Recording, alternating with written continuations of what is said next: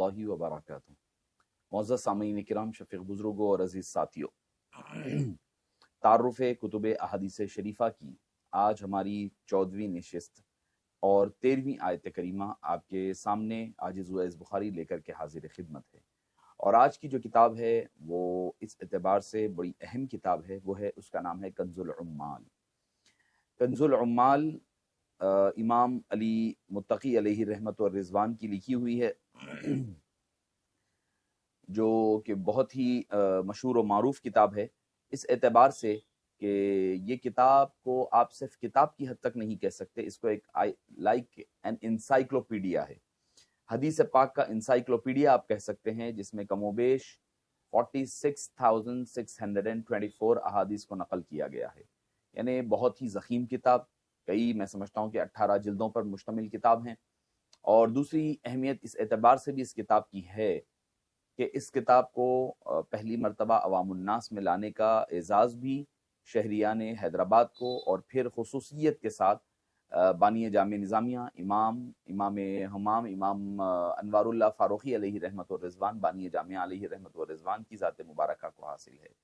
जब आप मदीने पाक गए, तशरीफ़ ले गए, वहाँ पर चूँकि वक्त ज़्यादा तवील नहीं हुआ, चूँकि हज़रत की उम्र मुबारक में और हज़रत तकरीबन 975 सन हिजरी में आपकी वफ़ात आती है, तो उसके बाद जब आप मदीने मुनव्वरा के लिए, हरमैन शरीफैन के लिए गए, बानी जामिया अलैहि रहमा ने जब देखा कि इतनी अजीम किताब है और अब तक प्रिंट नहीं हुई है, छपी नहीं है, इस वजह से इमाम अनवारुल्लाह फ़ारूक़ी अलैहि रहमा, इमाम अहले सुन्नत ने इसको हैदराबाद लाया और फिर ये किताब पहली मरतबा दायरतुल मारिफ अल उस्मानिया, जो कि एक अजीम इदारा है शहर हैदराबाद का, बल्कि आलम इस्लाम का, अरबी कुतुब के हवाले से, नशर व इशात के हवाले से, उसे पहली मरतबा दायरतुल मारिफ अल उस्मानिया हैदराबाद दक्कन ने उसको छापा है और उसको प्रिंट करवाया है। आइए हमारी तरीक़ेकार के मुताबिक पहले कुछ हालात मुहद्दिस के बारे में ज़िक्र कर देते हैं। इमाम अली अल मुत्तकी अलैहि रहमा, जिनको मक्की कई नामों से याद किया जाता है, आपका नाम अली मुत्तकी बिन हुसामुद्दीन बिन अब्दुल मलिक बिन काजी खान मुत्तकी शाज़ली चिश्ती, असल में आप बुरहानपुर वगैरह के रहने वाले थे। और बाज़ ने आपका नाम अलाउद्दीन अली बिन हुसाम मुत्तकी बुरहानपुरी, हिंदी, कादरी, शाज़ली, चिश्ती, बुरहानपुर जो कि आपके गुजरात का इलाका आता है, उसमें आपकी विलादत बासादत होती है 885 सन हिजरी में, और 1480 को आप पैदा होते हैं ईस्वी में। ये दरअसल जौनपुर के एक रहने वाले थे। आपके आबा व अजदाद ने नकल मकानी कर करके जौनपुर से बुरहानपुर की तरफ सुकूनत इख्तियार कर ली। ये जब 8 साल ही के थे तब आपके वालिद इनको शेख बाजिन उमरी यहाँ ले गए, और उनके ये बहुत बड़े बुजुर्ग थे, अल्लाह वाले थे, इनके दस्ते हक परस्त पर आपने शरफ़ बैअत हासिल फरमाया। इनकी परवरिश निहायत ही बेहतरीन और सालेह दीनदार माहौल में हुई। अपने वालिद के ज़ेर आतिफत, जो कि इलाके के बहुत बड़े आलिम भी थे, सूफ़ी भी थे, तरबियत पाई। आपकी वालिद के वफ़ात के बाद अभी आप 8 साल ही के थे कि आपके वालिद का साया सर से उड़ गया, लेकिन शेख ने कम हिम्मती नहीं बताई, मसाइब, मुश्किलात, परेशानियों को खंदा पेशानी के साथ सामना किया और फिर अपनी होशमंदी, जवामर्दी के साथ इल्म के अपने इस सफ़र को जारी व सारी रखा। आपके वालिद की वफ़ात के बाद मंदा के किसी अमीर के पास किताबत की नौकरी पर फायज हुए। इसके ज़रिए वो अपना और अपने अहलो अयाल और अपने घर वालों का माश का नज़्म किया करते, जिसकी वजह से उनके पास माल और दौलत की एक वाफर ज़ख़ीरा इकट्ठा हो गया और ज़ात बारी ताला की तवज्जुहात और आपका मरकज़ नज़र रही। और फिर उसके बाद आपने शेख अब्दुल हकीम के पास आप अपनी नौजवानी के आलम में पहुँचे। वहाँ वो तदरीस, तालीम, तरबियत और बातिनी में मशगूल रहे। फिर इन्होंने हुसामुद्दीन मुत्तकी अलैहि रहमा के यहाँ मुल्तान में दर्स व तदरीस और बातिनी तरबियत में गुजारा। फिर गुजरात वापस तशरीफ़ लाए, अहमदाबाद में क़ियाम किया, फिर रिश्ते इज़्दिवाज में मुंसलिक हुए, जैसा कि इन सारी बातों को अख़बारुल अख़ियार में शेख अब्दुल हक मुहद्दिस दहलवी अलैहि रहमा ने नकल फरमाया। मुअज़्ज़ज़ सामीन किराम, बाज़ रिवायतें ये भी आती है कि शेख अब्दुल हक मुहद्दिस दहलवी आपके तलामिज़ा में शामिल हैं। आपने मुल्तान का सफ़र सिर्फ इस गर्ज से किया, जो उस वक्त उलूम व मारिफ का समंदर मरकज़ बना हुआ था, हासिल करने के लिए वहाँ पे आपने इल्म व फ़ज़ल के मोती बरसा रहे थे और दर्स व तदरीस के ज़रिए से लोगों को बड़ा फ़ायदा पहुँचाया। और चुनांचे शेख ने भी उनकी सोहबत इख्तियार की और वहीं पर रहे। और इमाम حسام الدین علی متقی علیہ رحمت و رضوان وہیں پر آپ تشریف فرما رہے، اور کئی بڑے بڑے اکابرین سے آپ نے شرف تلمذ حاصل کیا، اور شرف تلمذ حاصل کرنے کے بعد امام علی متقی علیہ رحمت و رضوان، جن میں کہ بڑے بڑے اساتذہ شامل ہے، حضرت طاہر پانی پتنی ہے، اور ساتھ ہی ساتھ ابو الحسن البکری ہے، ان بڑے بڑے اکابرین سے آپ نے شرف تلمذ حاصل کیا۔ معزز سامعین کرام، امام علی متقی علیہ رحمت و رضوان خود آپ کے اخلاق و کردار کا عالم کیا تھا، نہایت ہی با اخلاق، صاحب مروت، بہترین سیرت اور شخصیت کے حامل، آپ کی شخصیت نہایت پرکشش، طلبہ آپ کی جانب جو ہے میلان کرتے اور آپ کی طرف جھکے جھکے آتے تھے۔ اور ایک واقعہ آپ کے بارے میں آتا ہے، ایک دفعہ شیخ کے لیے شوربہ بنایا گیا اور اس میں نمک زیادہ ڈال دیا، آپ نے خادم کو بلایا اور فرمایا اس کو چکھو اور دیکھو کہ تم نے کیسے پکایا ہے۔ اس نے چکھنے کے بعد نہایت ہی سخت اور ترش لہجے میں کہا، اس میں کیا حرج ہے، اس میں تھوڑا سا نمک زیادہ ہے لیکن پھر بھی لذیذ اور مزیدار ہے، اسے کھا لیجئے۔ شیخ نے کہا ٹھیک ہے، اس میں تھوڑا پانی ملا دو، اس کو ملایا اور خود پھر کھا لیا۔ یعنی آپ کی یہ سیرت اخلاق ہے، اپنے خادم سے یعنی اس کے ساتھ غلطی بھی ہو رہی ہے تو نظر انداز، پھر اوپر سے اس کی ترش روئی اور اس کی بدتمیزی کو بھی آپ خندہ پیشانی کے ساتھ قبول فرما رہے ہیں۔ معزز سامعین کرام، آپ کے شاگرد رشید عبدالوہاب عبدالوہاب متقی ہندی علیہ رحمہ ایک واقعہ نقل کرتے ہیں کہ ایک دفعہ کسی وزیر نے آپ کو دعوت دی تو آپ نے قبول نہ کیا۔ جب وزیر نے اصرار کیا تو ان کی دعوت کو 3 شرطوں پر جانے کے لیے قبول فرمایا۔ وہ جس جگہ چاہیں گے بیٹھ جائیں گے، آپ کو مجھے ڈکٹیٹ کرنے کی ضرورت نہیں ہوگی، جو اچھا لگے گا وہ کھا لیں گے۔ تیسری چیز، جب چاہیں گے وہ واپس آ جائیں گے، اور فرمایا ہم تمہارے ہاں کل آتے ہیں۔ وزیر دعوت قبول کرنے پر بڑا خوش ہوا، اس نے نہایت اہتمام کیا، مختلف قسم کے کھانے پکوائے، سب کچھ کیا۔ جب کل ہوا اور وہ وقت آیا، اپوائنٹمنٹ کا ٹائم پہنچا، تو شیخ تنہا گئے، اپنی ہتھیلی میں روٹی کے چند ٹکڑیاں رکھ لی ساتھ میں، کسی کو ساتھ نہ لیا۔ جب وزیر کے گھر پہنچے تو اس کے دروازے پر ایک کونے میں بیٹھ گئے۔ وزیر نے خواہش کی کہ مکان میں اندر تو چلیں آپ، تو فرمایا پہلی شرط کیا تھی؟ فرمایا جو جہاں میں چاہوں بیٹھوں گا۔ دسترخوان بچھا دو، میرے پاس وقت نہیں ہے۔ بنو انسان کے لیے مختلف قسم کے کھانے آپ کے سامنے رکھ دیے گئے۔ انہوں نے اپنی ہتھیلی سے روٹی کے ٹکڑے نکالے، ان کو بغیر دستر سے کچھ لیے ہوئے کھانے لگے۔ وزیر کہنے لگا حضرت کچھ تو دستر پر سے کھائیے۔ تو فرمایا میرے اور تمہارے درمیان یہ معاہدہ ہو چکا ہے، میں جو چاہوں گا پھر وہ کھاؤں گا۔ پھر اس کے بعد آپ لوٹ گئے۔ وزیر نے کہا تھوڑی دیر بیٹھیں، تو فرمایا تیسری شرط بھی تو تھی کہ واپس جب چاہوں گا لوٹ جاؤں گا۔ پھر وزیر کو سلام کر کے وہاں سے واپس لوٹ گئے۔ شیخ عبدالحق محدث دہلوی نے اخبار الاخیار صفحہ نمبر 513 پر اس کو نقل فرمایا ہے۔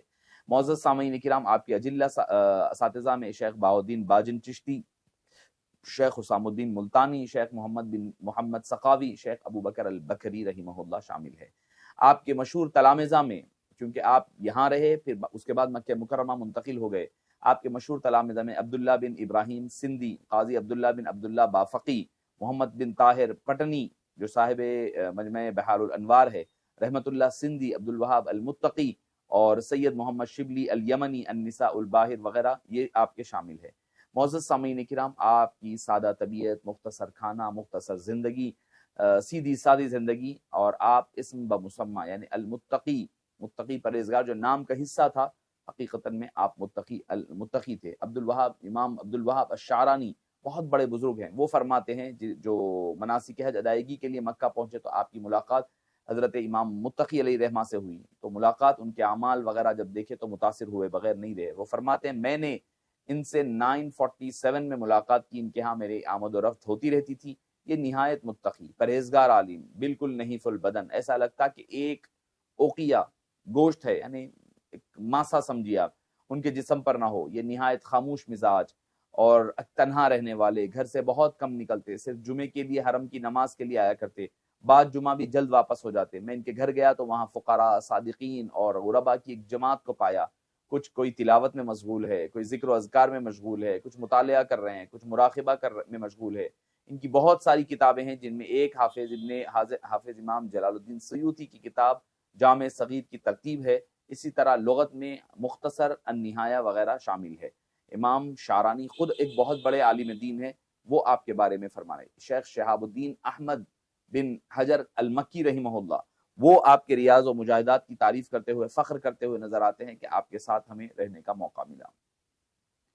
معزز سامعین کرام، ایسے تو آپ کی حالات پر بہت ساری چیزیں ہیں، میں سمجھتا ہوں کہ اگر میں کہنے لگوں تو بہت سارے، البتہ آپ کی بارگاہ سید الانام خیر الانام میں آپ کا جو مقام و مرتبہ ہے، ایک مرتبہ یہ ہوا کہ شیخ عبد الوہاب المتقی علیہ رحمہ آپ کے شاگرد آئے اور آ کر کہنے لگے حضرت میں آپ کو ایک خواب سنانا چاہتا ہوں جو آج میں نے دیکھا ہے۔ تو امام علی المتقی نے ان کو کہنے سے روک دیا، روک کر فرمانے لگے تم نے جو خواب دیکھا ہے میں نے بھی وہی خواب دیکھا ہے، یعنی تم جو دیکھے ہیں وہی میں بھی دیکھ کر آیا ہوں، لہذا کہنے کی ضرورت نہیں ہے تاکہ اپنی نام نمود نہ ہونے پائے۔ بعد میں شیخ علی عبد الوہاب المتقی نے اپنے تلامذہ سے، جیسے حضرت شاہ عبد الحق محمد دہلوی علیہ رحمہ وغیرہ سے ذکر فرمایا، کیا فرماتے ہیں کہ خواب میں حضرت شیخ علی المتقی علیہ رحمہ نے حبیب پاک صلی اللہ علیہ وسلم سے پوچھا کہ یا رسول اللہ صلی اللہ علیہ وسلم، آپ کی بارگاہ میں کون سب سے زیادہ مقبول ہے؟ سب سے زیادہ مقبول آپ کی بارگاہ اقدس میں کون ہے؟ تو معزز سامعین کرام، قربان جائیے، حبیب پاک صلی اللہ علیہ وسلم نے فرمایا کہ تم ہو، تم ہو، سب سے پہلے تم ہو فرمایا۔ تو معزز سامعین کرام، یہ خواب اس وقت حضرت عبد الوہاب المتقی نے بھی دیکھا، مگر شیخ علی متقی نے اپنی جانب سے نہیں، عبد الوہاب المتقی نے اس کا ذکر فرمایا ہے۔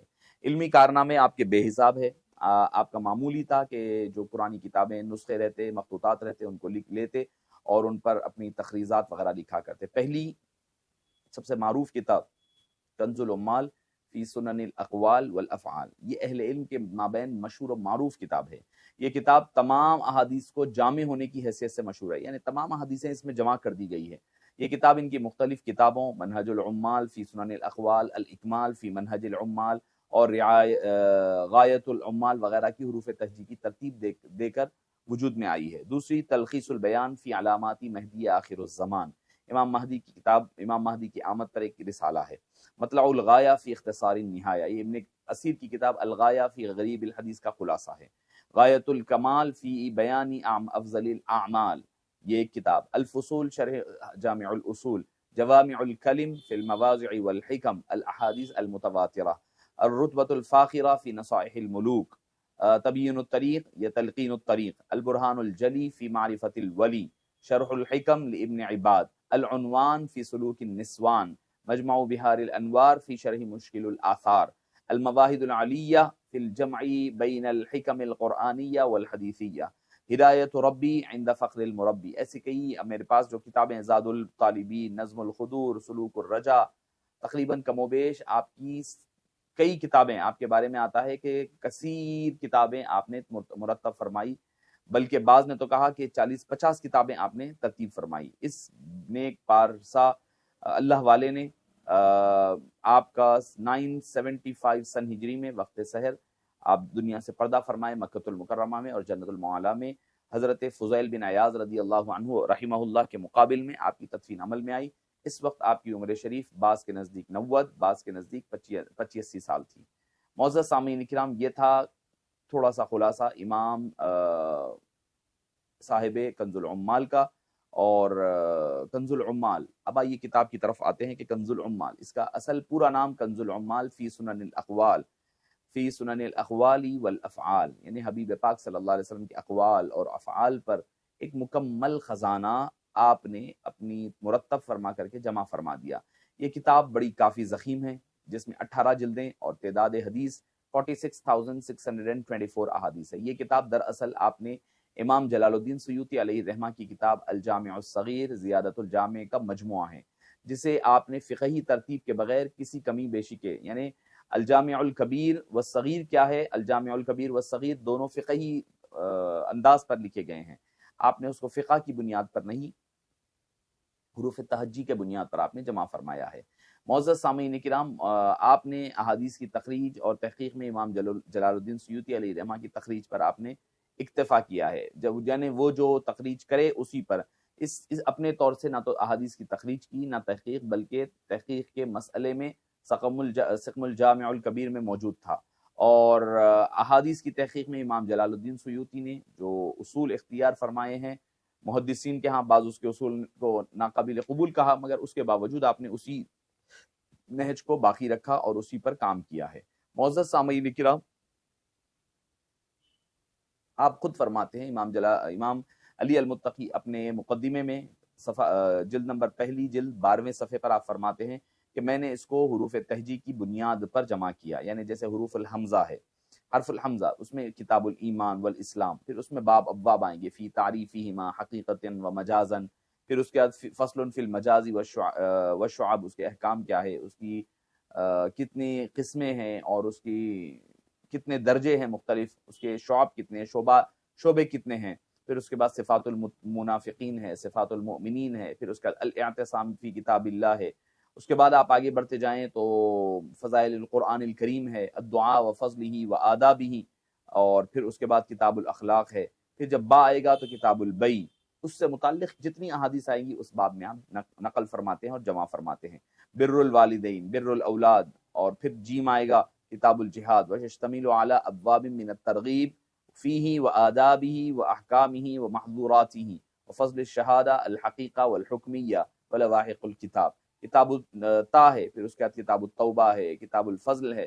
تو معزز سامعین کرام، اس طرح امام علی المتقی علیہ الرحمہ نے اپنی کتاب کا اختتام جو کیا ہے کتاب یا پر، یعنی یمین والنذر، اور اس کے بعد آپ نے متفرقات چیزوں کو آخر میں جمع فرمایا ہے۔